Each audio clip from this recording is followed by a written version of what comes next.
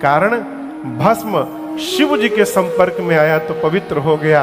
मेरी कविता राम जी के संपर्क में आ गई है, इसलिए मेरी कविता पवित्र हो गई है। गोस्वामी जी उत्तर देते हैं, एहि महारघुपति नाम उदारा। एहि महारघुपति, गाइए, सुनकर गाइए। नाम उदारा, हाँ एहि महारघुपति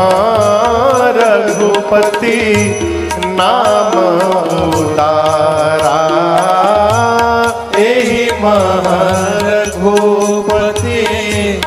नाम उदारा। अति पावन पुराण श्रुति सारा। अति पावन पुराण श्रुति सारा। मंगल भवन अमंगल हारी। मंगल भवन अमंगल हारी। यहां देखिए, उमा सहित जही जपत पुरारी। उमा सहित जही जपत पुरारी। उमा सहित जही जपत पुरारी। उमा सहित जही जपत पुरारी। गोस्वामी जी कहते हैं, ये जो मैं ग्रंथ लिखा हूं, यही महा मतलब इसमें रघुपति नाम उदारा।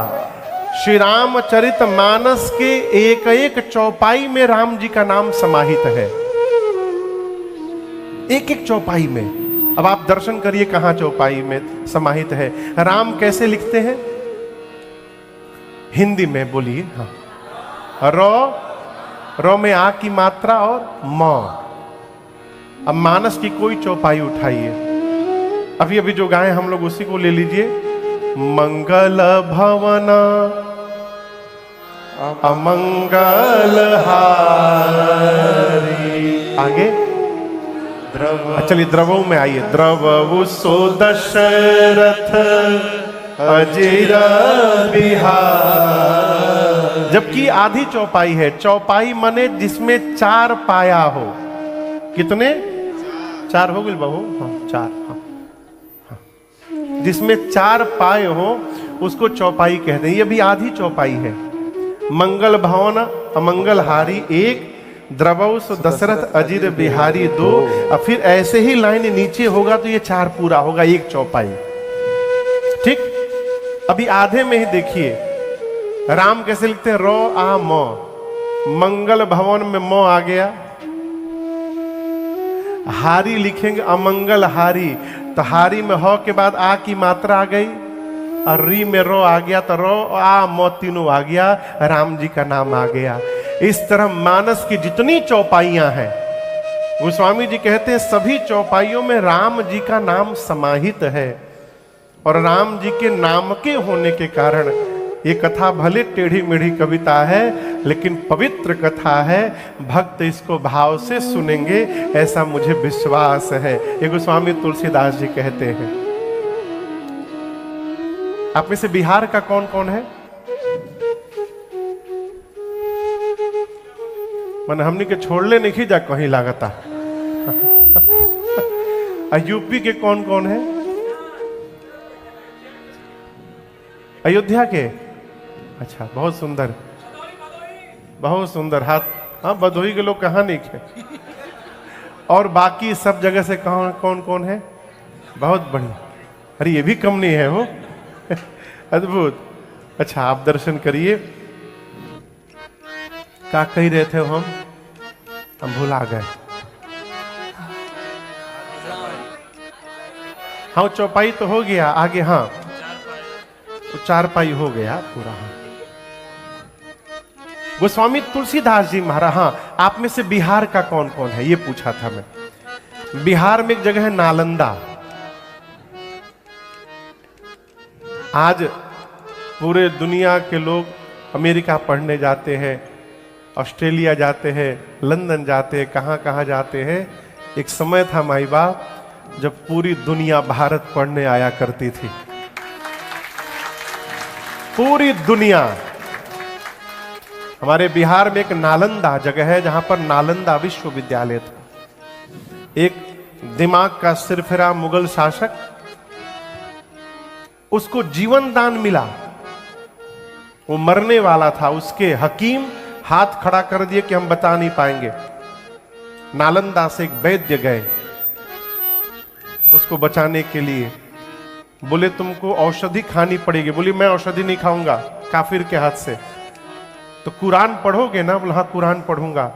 तो वैद्य जी ने क्या किया, कुरान के कोने में जहां पन्ना पलटते हैं वहां दवाई लगा दी। अब वो पलट के जीभ से लगा करके पलटता रहा और दवाई भीतर गई, वो ठीक हो गया। तो उसने बुलाया उसको, वैद्य को बताओ, बुलाओ कैसे ठीक किया मुझे। तो वैद्य जी ने बताया कि ऐसे ऐसे मैंने औषधि लगाई। कहाँ उसको धन्यवाद करना चाहिए। बोला यदि इस प्रकार का ज्ञान इन लोगों के पास रहेगा तो पूरे विश्व पर कब्जा कर लेंगे। बस सेना लेकर गया और पूरे नालंदा विश्वविद्यालय में आग लगा दी उसने। 6 महीने तक जलता रहा पूरा विश्वविद्यालय। आज भी कभी बिहार जाइए तो उस अवशेष का दर्शन करिएगा। लेकिन आपको पता हो कि हमारे पूर्वज किताब में लिख करके याद नहीं कराते थे, यहां भर करके याद करा देते थे। शिष्य को उनके गुरुजी स्मरण करा देते थे, वो अपने शिष्य को स्मरण करा देते थे। इसी परंपरा में पूरा ज्ञान चलता रहा। गोस्वामी तुलसीदास जी कहते हैं मैंने इस कथा को कहां सुनी। क्या दोहा पढ़िए, दोहा पढ़िए। गोस्वामी जी कहां सुने? मैं पुनि निज गुर सन सुनी, कथा सुसूकर खेत, समझी नहीं तस बालपन, तब अति रहे वो अच्छे। गोस्वामी जी कहते हैं मैंने सबसे पहली बार इस कथा को अपने गुरुदेव भगवान प्रातः स्मरणीय पूज्य श्री नरहरिया दास जी महाराज के श्रीमुख से सुना। किससे सुना? नरहरिया दास गुरु जी से। कहां सुना? सूकर क्षेत्र में, सूकर खेत। सूकर कहते हैं वराह क्षेत्र में। वराह क्षेत्र में गोस्वामी तुलसीदास जी सबसे पहले गुरु जी के मुख से राम कथा सुने। और गोस्वामी जी कहते मेरे समझ में कुछ नहीं आया। बुरा न मानिएगा, एक बात बोले, आप लोग तो रसिक श्रोता हैं, हम लोग कथा गाते हैं तो भारत में तो हजारों की भीड़ रहती है, उसमें कई लोग सो भी जाते हैं। तो जो 4 घंटा कथा में सोया रहता है ना, उससे भी जब बाद में पूछा जाता है कि कैसा रहा, बोले दिव्य आनंद की वर्षा हुई। वो 4 घंटा सोया है, उसके बाद भी कहेगा दिव्य खूब वर्षा हुई आनंद की। क्या कहा महाराज ने? बड़ी ऊंची कथा सुनाए महाराज। क्या सुनाए? इतनी ऊंची सुनाए कि सब ऊपर ऊपर ही चला गया। कहने का अर्थ है जो नहीं जान रहा है वो भी सर्टिफिकेट लेके घूम रहा है कि हम पीएचडी होल्डर हैं इसमें।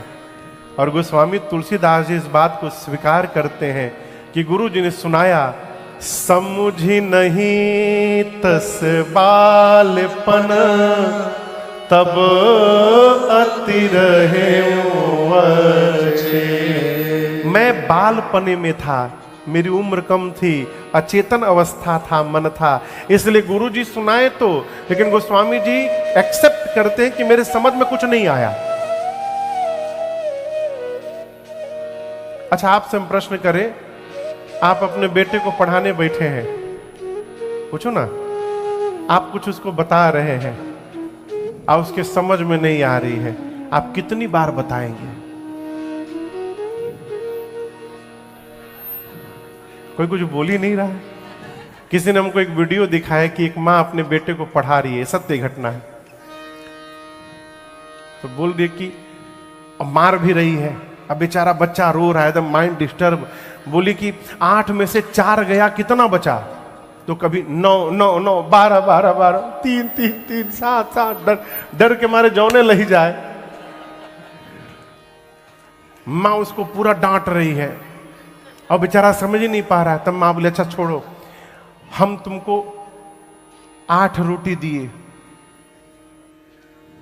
यह भारी है ना, तुमसे एकदम इजी प्रश्न पूछ रहे हैं। तुमको हम 3 रोटी दिए और तीनों रोटी तुम खा गए, तो तुम्हारे पास क्या बचा? बोला सब्जी। मैं जब देखा तो इतना हंसा इस वीडियो को।